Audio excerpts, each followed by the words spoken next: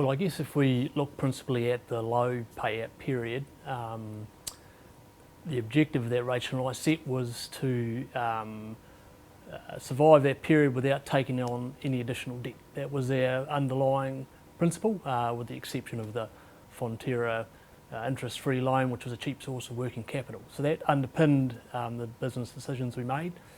Fortunately, the business we operate is a low input, simple system, so we weren't forced to make a lot of changes to drive our costs down to keep ourselves in the black during this low payout period. Like all farmers, we looked hard at our budget and drove some additional costs out and probably identified some short-term savings we could make, but our fundamental approach was we weren't going to take on any more debt. We were going to finish the season or the period with no more liability than we started, so that underpinned the decisions we made on farm.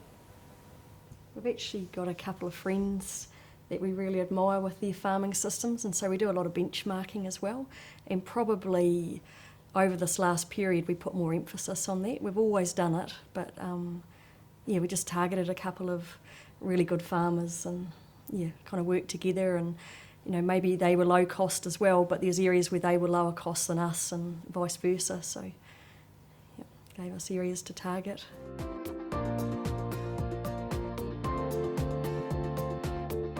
Like every year when we budget, we probably put a fine-tooth comb across all our expenses. We've specifically done quite a bit of work over the last 2 or 3 seasons around fertiliser spend. So, to be specific, we individually test all our paddocks so we can differentially fertilise. That's been a reasonable saving, and we've done some work correlating soil fertility levels with pasture yields by paddocks. That's informed some of the decisions we've made there, and has identified some opportunities to save some money on nutrients. We've run the same type comb through animal health and imported feed or feeding in general. We've looked at level of replacement, so quite a number of pretty much every cost centre in the business we apply a lens to. We've had a thorough look at mineral programs, mating programs, wide range of farm inputs.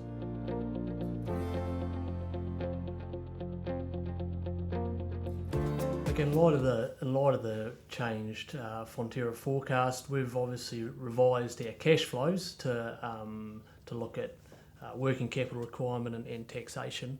As it relates to our farm operation, there'll be little or no change. Our objective is always to drive the lowest cost of production per kilogram milk solid. So if the payout lifts, we just bank a bigger margin. So in terms of system change, there's nil.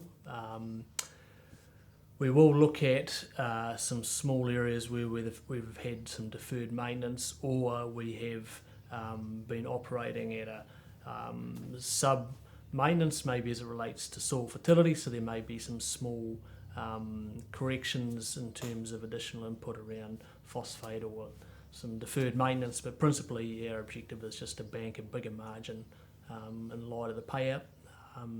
It's still early days in the season, so to be foolhardy to be making any wholesale changes. There's a lot of milk to be sold before we realise the current forecast.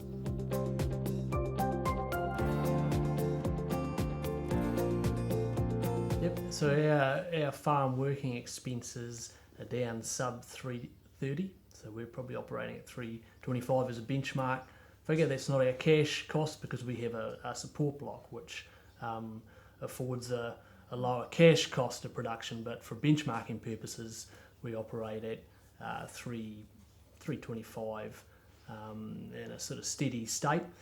Farm working expenses on top, debt servicing on top of that at about $1.20. So the interest in rental was $1.20 for our business. So that's our break-even sort of cost is that level. So Our milk price of $3.90 plus some stock sales of 40 cents is how we've managed to squeak through. So in amongst that low cost, there's probably been a small amount, probably 3 or 4 cents of deferred fertiliser spend. So maybe at that level we're operating slightly below a steady state, so there'll be a little bit of catch up. But that was our objective, was to not pick up any term debt, and we've just cut our cloth to suit.